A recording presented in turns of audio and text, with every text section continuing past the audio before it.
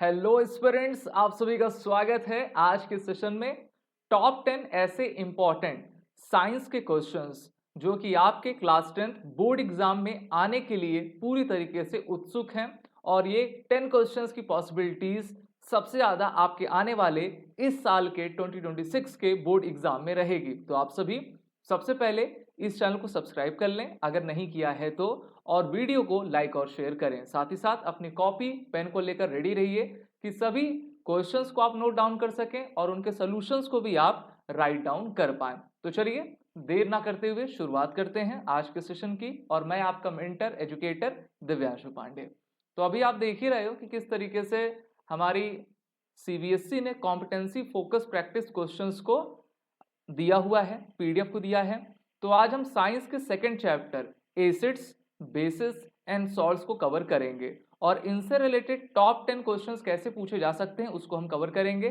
इससे पहले की वीडियो में मैंने चैप्टर फर्स्ट को कवर किया था, तो चलिए, जिसमें कंपाउंड मेटल्स था। अब हम शुरुआत करते हैं इस सेशन की अपने पहले क्वेश्चन के साथ। Adding which of the following to a colourless solution would given an indication that the solution could possibly be hydrochloric acid।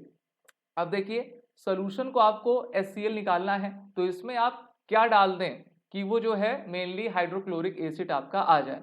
Copper metal strip, silver, calcium carbonate या फिर आपका सोडियम क्लोराइड। तो अगर आप इसका करेक्ट आंसर देखना चाहेंगे तो हम देख सकते हैं कि अगर आप इसमें कैल्शियम कार्बोनेट डालते हैं, ठीक है, कैल्शियम कार्बोनेट CaCO3 होता है, और आप यहाँ पर हाइड्रोक्लोरिक एसिड इससे जब इसका रिएक्शन करवाएंगे तो फिर वही रिएक्टिविटी सीरीज में हम जाएंगे। तो कैल्शियम क्लोरीन के साथ आपका आएगा, इसके साथ वाटर बनेगा, और फिर जो आपको उड़ता हुआ दिखेगा वो कार्बन डाइऑक्साइड आपका होगा, यानी कि कार्बन डाइऑक्साइड रिलीज हो जाएगा। तो आप कह सकते हो कि when the calcium carbonate reacts with HCl to produce CO2 which appears a brisk effervescence। तो इस कारण से जो है कैल्शियम कार्बोनेट, ऑप्शन सी इसका पूरी तरीके से करेक्ट आंसर है। और अगर हम देखें बाकी की क्यों गलत है, क्योंकि अगर आप कॉपर को सिल्वर को लेंगे तो वो देखिए, कॉपर को लेंगे तो वो डाइल्यूट हाइड्रोक्लोरिक के साथ रिएक्शन बिल्कुल नहीं करेगा। सिल्वर आपका HCl के साथ रिएक्शन नहीं करेगा। वहीं पर बात करते हैं सोडियम क्लोराइड की, NaCl की, is a neutral salt and shows no visible change when added. जब भी आप इसको HCl के साथ डालेंगे तो इसमें कोई भी चेंजेस आपको देखने को नहीं मिलेंगे। Therefore only calcium carbonate gives an indication that the solution could possibly hydrochloric acid. और इससे जो है कार्बन डाइऑक्साइड गैस आपको रिलीज होते हुए दिखेगी और वाटर की फॉर्मेशन रहेगी। नेक्स्ट क्वेश्चन की तरफ बढ़ेंगे। नेक्स्ट क्वेश्चन आपका ग्राफ से रिलेटेड पूछा गया है, जहां पर आप जानते हो कि जब भी हम एसिड बेस सॉल्ट पढ़ते हैं तो वहां पर आपको एंथैल्पी से रिलेटेड काफी क्वेश्चंस मिलते हैं, जहां पर एंथैल्पी की वैल्यू 0 से लेकर 14 तक रहती है। 7 के नीचे जाओगे एसिड, 7 के ऊपर जाओगे तो बेस, और बीच में रहोगे तो neutral. Which of these graphs shows how the enthalpy of milk changes as it forms curd। देखिए, दूध से ही आप दही बनाते हो, दूध से ही घी बनाते हो। अगर आप दूध से कर्ड बना रहे हो तो किस तरीके से एंथैल्पी ग्राफ आपका चेंज होगा, इसमें से आपका करेक्ट क्या होगा। तो देखिए, इसका आपका राइट आंसर ऑप्शन ए है। दूध को जब हम कर्ड में आपका बनाते हैं लैक्टिक एसिड से तो वो आपका समय लेता है, ठीक है, और उसकी एंथैल्पी आपकी धीरे धीरे डाउन होती चली जाती है। So graph A is right. Milk turns into curd due to lactic acid formation by bacteria. एक निश्चित खास तरह के बैक्टीरिया, बैक्टीरिया तो सभी जगह होता है, तो बैक्टीरिया से ही आपका दूध दही में जमता है। A lactic acid is produce, the enthalpy continuously decreases. अब जैसे लैक्टिक एसिड प्रोड्यूस होगा तो एंथैल्पी आपकी गिरती जाएगी, तो इसी तरीके से ग्राफ भी आपने देखा कि वो डाउनवर्ड्स होता चला गया। Milk becomes more acidic.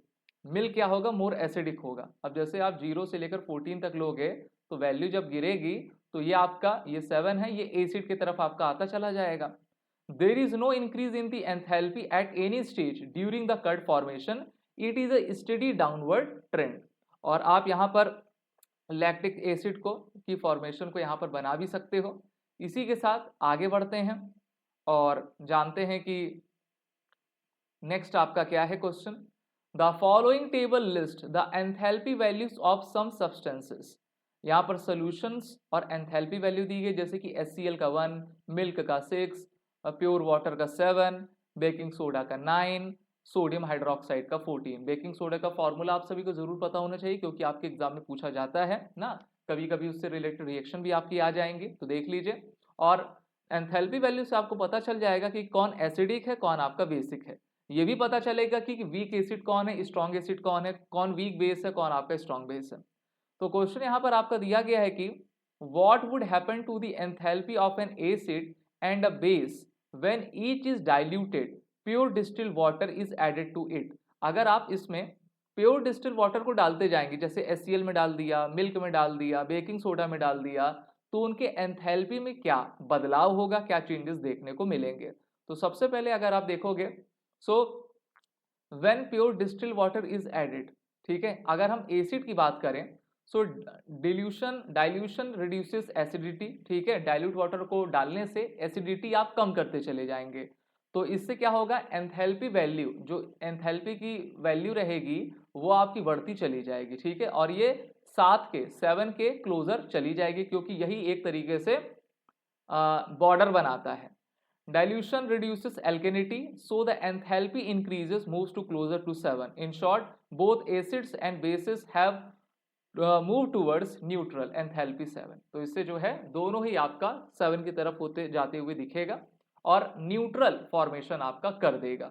इसी के साथ next question, the enthalpy of 3 solutions is given in table. तो P, Q, R की आपकी एंथैल्पी दी गई है, एक की 1 है, ठीक है, एक की आपकी 7 है और एक की एकदम एक्सट्रीम एंड पर 14 है। अब ये तो सबसे ज्यादा एसिडिक हो गया, ये न्यूट्रल में हो गया और ये आपका सबसे ज्यादा बेस में है, ठीक है, बेस का आपका सबसे highest point. Which of these solutions could possibly react with zinc metal to produce hydrogen gas. अब जिंक मेटल से आपको रिएक्शन करवा के हाइड्रोजन गैस को आपको निकलवाना है, पहला। Second, which of these solutions could be formed by the reaction of a metal oxide with water? Third, which of these solutions could be the raw material for the industrial manufacture of chlorine? और यहाँ पर chlorine की बात आपकी कर दी गई है। सबसे पहले तो आप ये देखिए कि जो भी हमारे पास सब्सटेंस दिया है, सोल्यूशन दिया है, उसकी एंथैल्पी क्या है और उसका नेचर इन क्वेश्चन से रिलेटेड क्या क्या होना चाहिए।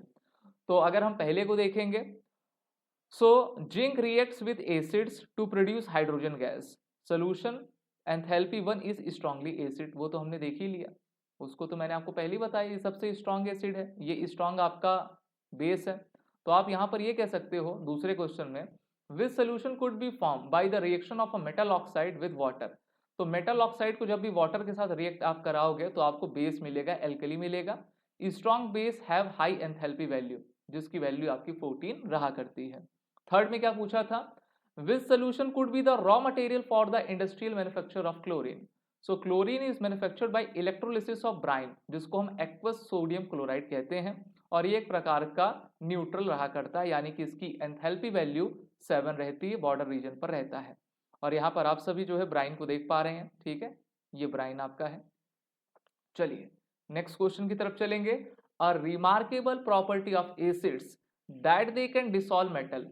एसिड मेटल्स को डिसॉल्व कर ले रहे हैं, when metals are added to an acid, metal को आप एसिड में मिला रहे हो, ठीक है, रिएक्शन करवा रहे हो, they disintegrate and disappear into the acid. Disintegrate होकर जो है एसिड में ही घुल जा रहे हैं, मिल जा रहे हैं, डिसॉल्व हो जा रहे हैं।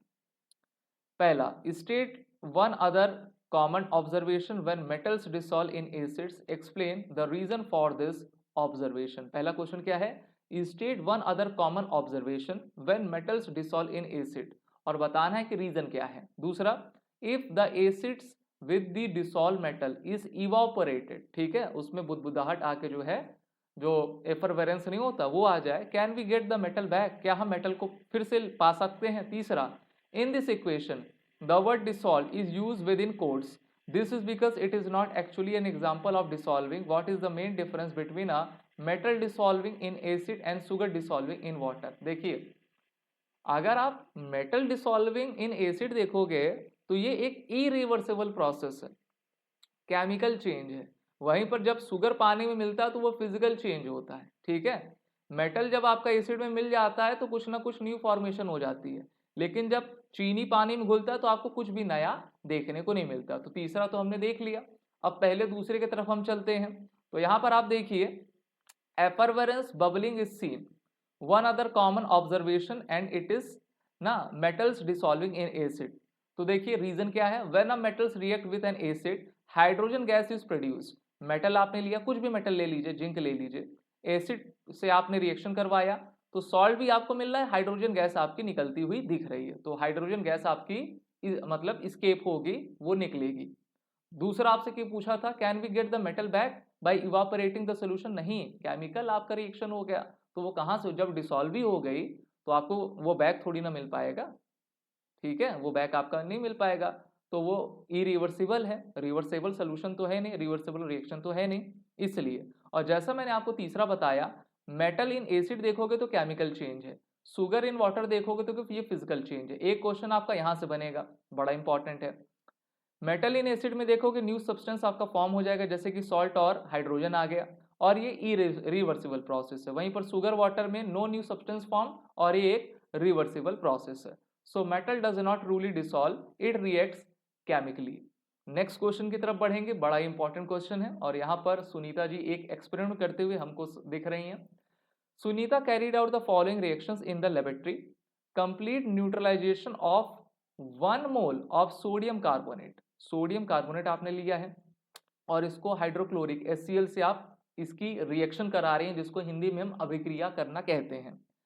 Complete neutralisation of 1 mole of sodium bicarbonate with HCl, she found that amount of carbon dioxide form in the both reaction. वो देख रहे हैं कि जो भी मैंने लैब में किया हुआ है तो उससे मुझको दोनों ही रिएक्शन से CO2 मिल रही है। ठीक है, was the सेम मिल रही है। तो आपको बताना है कि is her finding correct, justify your answer. Second, how does the amount of salt form in case compare with the amount of salt form in case second, यानी कि आपको रेशियो एक तरीके से निकालना है। इसके लिए आपको क्या करना पड़ेगा, सबसे पहले एक इक्वेशन, ठीक है, केमिकल रिएक्शन की इक्वेशन को लिखना होगा। इन्होंने जैसे आपका सोडियम कार्बोनेट HCl और सोडियम बायोकार्बोनेट और HCl को लिया हुआ है, तो क्वेश्चन तो देखने में यही मिल रहा है कि आपका जो है इनकी फाइंडिंग जो होगी, जो मोल का रेशियो रहेगा वो डिफरेंट जरूर होने वाला है। चलिए किस तरीके से आप करोगे, सोडियम कार्बोनेट और HCl को लोगे, सोडियम बाइकार्बोनेट और हाइड्रोक्लोरिक एसिड को लोगे। तो सबसे पहले आप जब सोडियम कार्बोनेट को लोगे, जिसको Na2CO3 कहते हैं, HCl के साथ आप रिएक्शन करवा रहे हो तो आपको क्या मिलेगा, NaCl मिलेगा, वाटर मिलेगा, कार्बन डाइऑक्साइड मिलेगा। जब सोडियम बाइकार्बोनेट के साथ रिएक्शन HCl का करवा रहे हो तो इसमें सोडियम क्लोराइड, पानी और ये मिलेगा। तो दोनों में देखिए पानी और वाटर और आपका CO2 तो मिल रहा है, लेकिन जब आप यहां पर देखोगे मोल्स की जब आप बात करोगे, ठीक है, so is the amount of CO2 form the same, no, her finding is incorrect. ठीक है, हर फाइंडिंग इज इनकरेक्ट, पहला तो आपका ये हो गया था। कंपेरिजन करते हैं, NaCl के आपके 2 मोल्स मिल रहे हैं, वहीं पे NaCl दूसरे रिएक्शन के पहले मिल रहे हैं। देखिए यहाँ पर तो ये 2 आ गए ना आपके, ठीक है, NaCl प्लस NaCl, और यहाँ पर तो एक ही है, तो इस तरीके से मोल्स की संख्या में भी आपका डिफरेंस है। ठीक है, more salt is form in case first then in the case second. Next question, to prepare a salad dressing, Parag adds a solution of sodium chloride, sodium chloride आप इसमें ले रहे हो, is in distilled water to vinegar. State what change will occur in the following: the enthalpy of the vinegar, the acidity of the vinegar.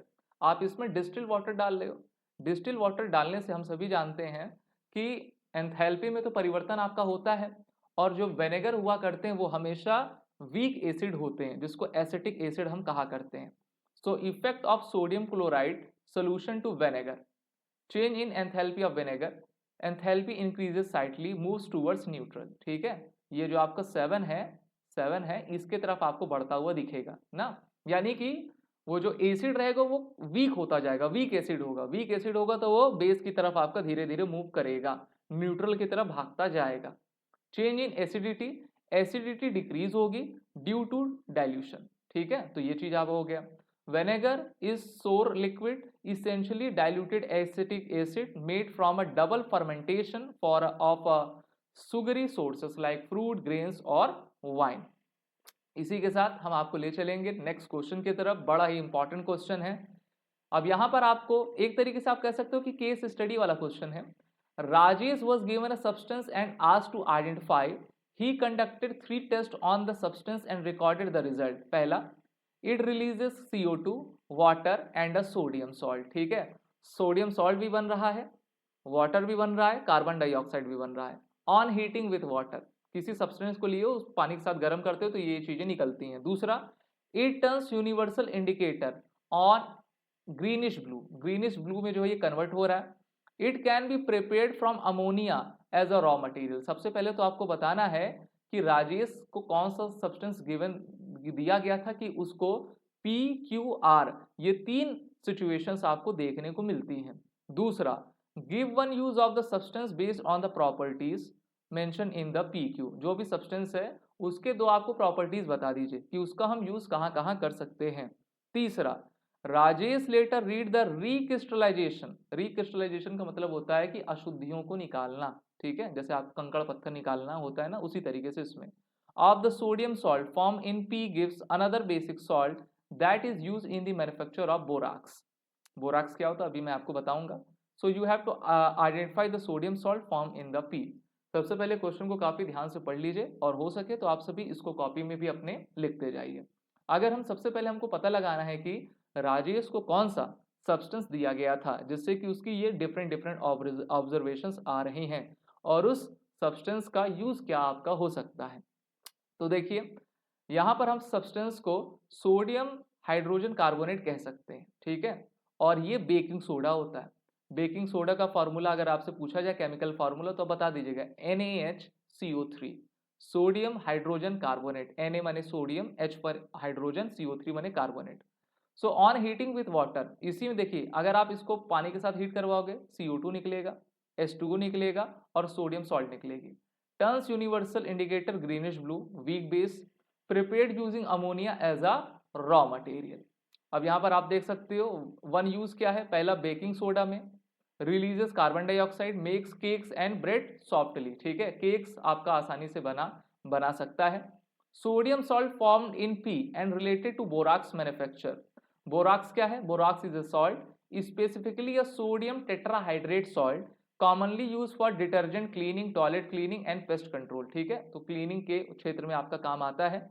अब यहीं पर आप baking soda को जब भी इसका रिएक्शन करवाते हो तो आपको क्या निकलेगा? सोडियम कार्बोनेट, वाटर और CO2 निकलेगा। सोडियम सॉल्ट फॉर्म आपका होता चला जाएगा। तो इस तरीके से आप इसको देख पा रहे हो। रिक्रिस्टलाइजेशन को एक बार फिर से मैं बताऊंगा। So it is a purification technique for solids leveraging differences in a solubility at varying temperature where an impure substance is dissolved in a hot solvent। ठीक है, जो भी impure चीज रहेगी hot solvent में आपका मिल जाएगा तो आपको सही सोल्यूशन, साफ सोल्यूशन दिखता हुआ मिलेगा। तो इस तरीके से हमने आज के सेशन में टॉप 10 क्वेश्चंस को कवर किया। आई होप आपको ये समझ में आया होगा। वीडियो को लाइक करें, शेयर करें, हमारे चैनल को सब्सक्राइब जरूर करें। जय हिंद।